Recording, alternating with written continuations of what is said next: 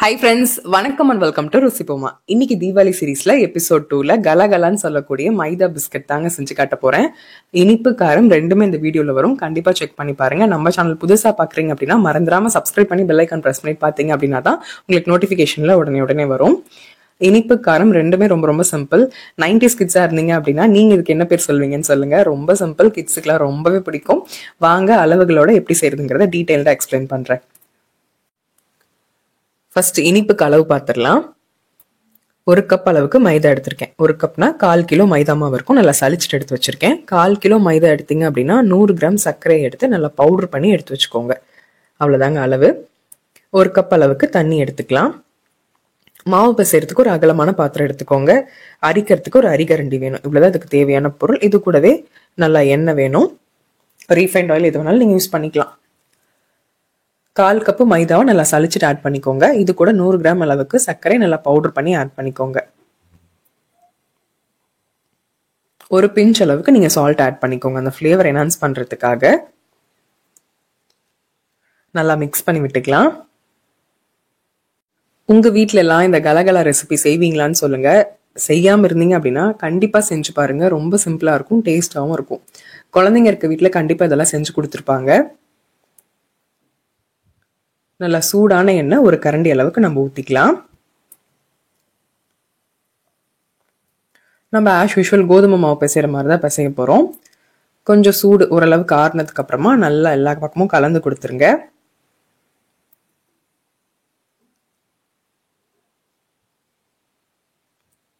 அந்த எண்ணெய் ஊற்றினதுக்கு அப்புறம் மாவு பக்கமெல்லாம் இருக்கும் இல்லையா, அதை நல்லா கை விட்டு நசுக்கி விட்டதுக்கு அப்புறமா தண்ணி ஊற்றி கோதுமை மாவு பிசைகிற மாதிரி பிசைஞ்சு எடுத்துக்கோங்க.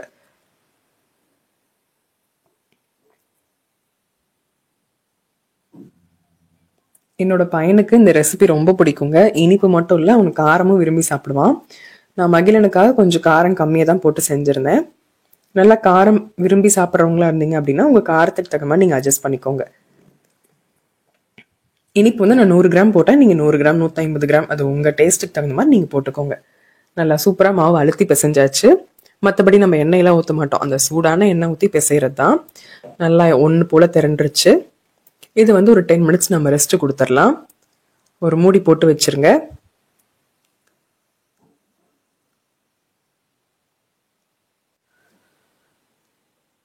பாதியாக எடுத்து மாவு டஸ்ட் பண்ணி நம்ம எப்போதும் சப்பாத்தி தேய்க்கிற மாதிரி தேய்ச்சிக்கலாம். இது ரொம்ப கஷ்டமான விஷயம்லாம் இல்லை. நீங்கள் இதே மாதிரி மெத்தடில் கோதுமை மாவு வச்சு கூட செய்யலாம். குழந்தைங்களுக்கு கொஞ்சம் ஹெல்த்தியாக இருக்கட்டும் அப்படின்னு நினச்சிங்கன்னா கோதுமை மாவு, சர்க்கரை, நாட்டு சர்க்கரையும் பயன்படுத்தி செய்யலாம். பட் நாட்டு சர்க்கரை போட்டு செய்யும் போது கலர் மாறி வரும். அவ்வளோதான் டிஃப்ரென்ஸ். டேஸ்ட் எல்லாமே ஒரே மாதிரி தாங்க இருக்கும். ரொம்ப சன்னமாகவும் இல்லாமல் மொத்தமாகவும் இல்லாமல் ஒரு மீடியம் சைஸில் நல்லா தேய்ச்சிக்கலாம். ஓரங்கள் வந்து ரொம்ப மொத்தமாக இல்லாத மாதிரி தேய்ச்சி எடுத்துக்கோங்க. எல்லாம் ஈவனாக இருக்க மாதிரி ஸ்ப்ரெட் பண்ணி விட்டுக்கலாம். ஒருவேளை உங்களுக்கு ரொம்ப எலாஸ்டிக் மாதிரி இருக்குது அப்படின்னு நினச்சிங்கன்னா கொஞ்சமாக மாவை டஸ்ட் பண்ணி நீங்கள் நல்லா இழுத்து தேய்ச்சிக்கலாம்.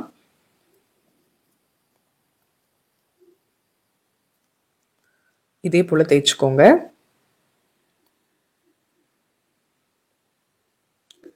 கத்தி வச்சு உங்களுக்கு பிடிச்சமான சைஸ் நீங்கள் எது வேணாலும் எடுத்துக்கலாம். இதுக்கு பேர் ஒரு சிலர் வந்து டைமண்ட் பிஸ்கட்னு சொல்லுவாங்க. ஃபஸ்ட்டு வந்து ஒரு மீடியம் சைஸில் கட் பண்ணிக்கலாம். ஒரு 2 பக்கமும் ஒரு விரல் சைஸ் அளவுக்கு கேப் விட்டு கத்தியில் நல்லா கோடு போட்டுக்கலாம்.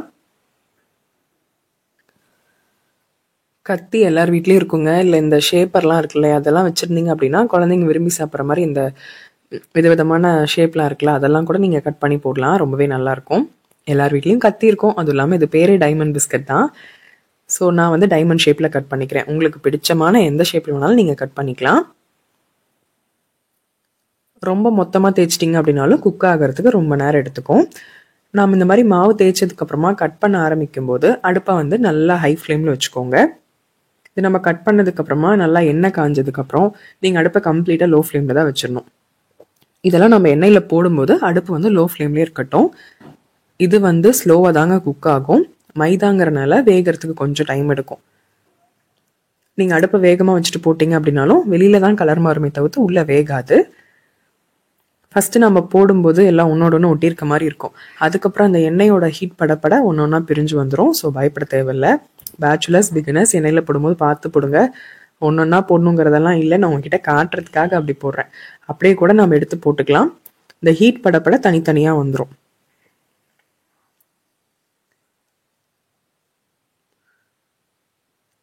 நல்லா எல்லா பக்கமும் திருப்பி விட்டுறலாம். 2 சைடும் ஒரே மாதிரி குக் ஆகணும். அடுப்பை லோ ஃப்ளேம்லேயே வச்சு குக் பண்ணுங்க. இது ஒரு 2 மினிட்ஸ் நல்லா குக் ஆகட்டும். ஒரு பக்கம் நல்லா வெந்ததுக்கு அப்புறமா இந்த பக்கமும் நல்லா திருப்பி போட்டு விட்டுருங்க. நல்லா குக் ஆகட்டும்.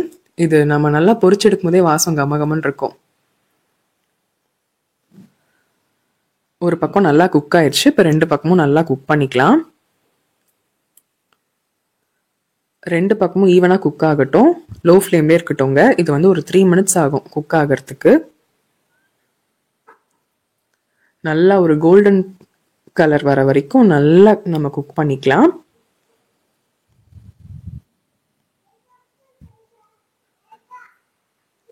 பாருங்க, பார்க்கவே நல்லா கலர்ஃபுல்லாக இருக்கு. நல்லா கம்ப்ளீட்டாக எண்ணெயை வடிச்சிட்டு டிஷ்யூக்கு மாற்றிருங்க. இதே மாதிரி நான் ஒரு பேட்சாக போட்டு எடுத்துக்க போகிறேன். எண்ணெய் வந்து லோ ஃப்ளேமில் தான் இருக்கணும். அடுப்பு வந்து லோ ஃப்ளேமில் தான் இருக்கணும். இது வந்து ஸ்லோ ப்ராசஸ். அதே போல் அடுத்த பேட்சும் நான் போட்டுக்க போகிறேன். நம்ம ரொம்பவும் தேய்ச்சி கட் பண்ணி போட்டு வச்சிட்டோம் அப்படின்னாலும் காஞ்சு போயிடும். ஸோ ஒரு பேட்ச் வேகிறதுக்குள்ள நீங்கள் இன்னொரு இது தேய்ச்சி எடுத்துக்கோங்க.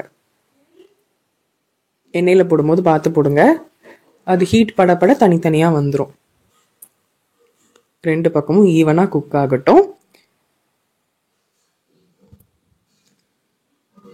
எங்கள் வீட்டில் எல்லாரும் விரும்பி சாப்பிடக்கூடிய ரெசிபி வந்து கலகலா. இனிப்பும் சரி காரமும் சரி. இனிப்பு செய்கிற அன்னைக்கு கண்டிப்பாக காரமும் செய்யணும் அப்படின்னு கேட்பாங்க. ஸோ அதனால இனிப்பு காரம் ரெண்டுமே காமிச்சிருக்கேன். இதில் உங்களுக்கு என்ன ஃபேவரட்னு சொல்லுங்கள். நான் நேற்று போட்ட பொரி உருண்டை ரெசிபி யார் யாரெல்லாம் ட்ரை பண்ணி பார்த்துருக்கீங்கிறத கமெண்ட் செக்ஷனில் சொல்ல மறந்துடாதீங்க.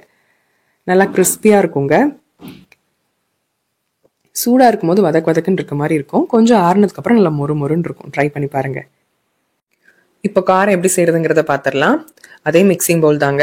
1 கப் அளவுக்கு சலிச்சு எடுத்திருக்கேன் மைதா. அதே கப்பில் 1 கப் அளவுக்கு கோதுமை மாவு. நீங்கள் வெறும் கோதுமை மாவுலையும் செய்யலாம், வெறும் மைதாலையும் செய்யலாம். பட் ரெண்டும் கலந்து செய்யும்போது ரொம்ப டேஸ்ட்டாக இருக்கும். நல்லா பொறுன்னு இருக்கும். கண்டிப்பாக ட்ரை பண்ணி பாருங்கள். ரெண்டுமே சலிச்சுட்டு ஆட் பண்ணிக்கோங்க. உங்கள் காரத்துக்கு தகுந்த மாதிரி நீங்கள் வரமிளகா ஆட் பண்ணிக்கோங்க. நான் தம்பி சாப்பிட்றதுனால 3 மிளகா ஆட் பண்ணியிருக்கேன். 4 பல்லு பூண்டு ஆட் பண்ணியிருக்கேன். நீங்கள் நல்லா காரம் சாப்பிடுவீங்க அப்படின்னா ஒரு 6 மிளகா கிட்ட நீங்கள் ஆட் பண்ணிக்கோங்க. தண்ணி ஊற்றி நல்லா நைஸாக குறைன்னு அரைச்சிக்கலாம். இது கூடவே வந்துட்டு ஓமம் இருக்கு இல்லையா, அந்த ஃப்ளேவருக்காக நான் கொஞ்சமாக ஆட் பண்ணியிருக்கேன். 1/4 ஸ்பூனுக்கும் கம்மி அந்த ஃப்ளேவருக்காக. இது கூடவே அளவான உப்பு போட்டுக்கோங்க. நான் வந்து மாவுலேயும் வந்து கொஞ்சமாக உப்பு ஆட் பண்ண போகிறேன். ஸோ இதில் வந்து அளவாக தான் ஆட் பண்ணியிருக்கேன். கருவேப்பிலை போட்டிங்க அப்படின்னா நல்ல மணமாகவும் இருக்கும், வாசமாகவும் இருக்குங்க. கருவேப்பிலையை நல்லா கட் பண்ணி ஆட் பண்ணியிருக்கேன். இது கூடவே வந்துட்டு ஒரு கை அளவுக்கு வெள்ளை எள்ளு ஆட் பண்ணியிருக்கேன். நீங்கள் வெள்ளை எள்ளு கருப்பு எள்ளு எது வேணாலும் ஆட் பண்ணிக்கலாம். பட் எள்ளு போட்டிங்க அப்படின்னா ரொம்ப டேஸ்ட்டாக இருக்கும். மிஸ் பண்ணிடாதீங்க. நம்ம அரைச்ச மசாலாவே ஆட் பண்ணிக்கலாம். ஒரு சிலர் வரமிளகா தூளெல்லாம் போடுறாங்க. அதை விட நம்ம இந்த மாதிரி வரமிளகா அரைச்சி போட்டு செய்யும் போது நல்லா ஃப்ளேவராக இருக்கும். எண்ணெயில் பொரிச்சு எடுக்கும் போதே நல்லா வாசமாக இருக்குங்க. அரைச்ச விழுது போட்டு நல்லா பெசரி விட்டதுக்கு அப்புறமா சூடான எண்ணெயை நம்ம ஊற்றிக்கலாம்.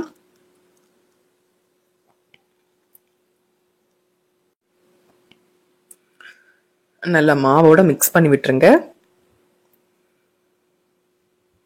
நல்லா கலந்து கொடுத்ததுக்கு அப்புறமா நம்ம மாவை வந்து லைட்டாக இந்த மாதிரி கையில் பிடிச்சி பார்க்கும்போது கரெக்டாக ஒட்டி வரணும்.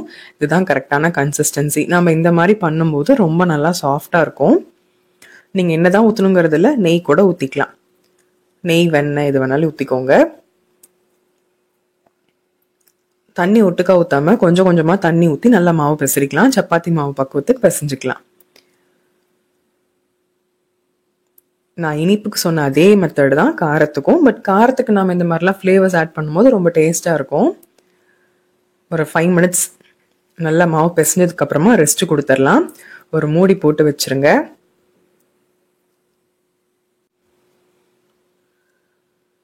பாருங்க, மாவு நல்லா இந்த மாதிரி இருக்கு. நல்லா ஒரு 5 to 10 மினிட்ஸ் ரெஸ்ட்லேயே இருக்கட்டும். 10 மினிட்ஸ்க்கு அப்புறமா கொஞ்சம் கொஞ்சமாக உருட்டி எடுத்துக்கலாம். எனக்கு 2 கப்பு, 1 கப்பு மைதா 1 கப்பு கோதுமைக்கு எனக்கு 3 உருண்டை கிடைச்சிது. ஆஸ் யூஷுவல் கோதுமை மாவோ மைதா மாவோ டஸ்ட் பண்ணி நம்ம சப்பாத்தி தேய்க்கிற மாதிரி தேய்ச்சிக்க வேண்டியதுதான். ரொம்ப திக்காவும் இல்லாம சன்னமாவும் இல்லாம மீடியம் சைஸ்ல தேய்ச்சிக்கோங்க. மாவு வந்து ஒட்டுற மாதிரி இருக்கு அப்படின்னு ஃபீல் பண்ணீங்கன்னா கொஞ்சமா வந்துட்டு சப்பாத்தி மேல கோதுமை மாவை டஸ்ட் பண்ணி இந்த மாதிரி நல்லா தேய்ச்சிக்கோங்க. ஈவனா எல்லா பக்கமும் தேய்க்கணும்.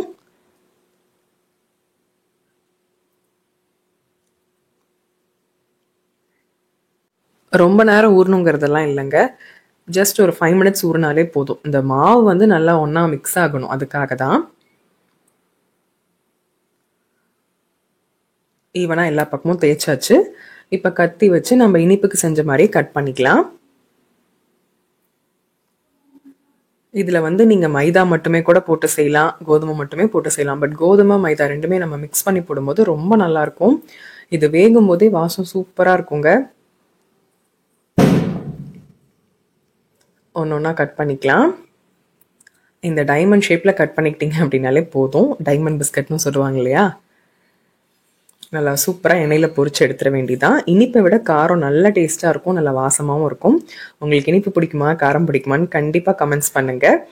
இந்த தீபாவளி ரெசிபீஸில் எபிசோட் 2 கண்டிப்பாக செஞ்சு பாருங்கள். செஞ்சு பார்த்துட்டு எப்படி இருந்துச்சுன்னு சொல்லுங்கள். சப்ஸ்கிரைப் பண்ண மறந்துடாதீங்க. பாய்.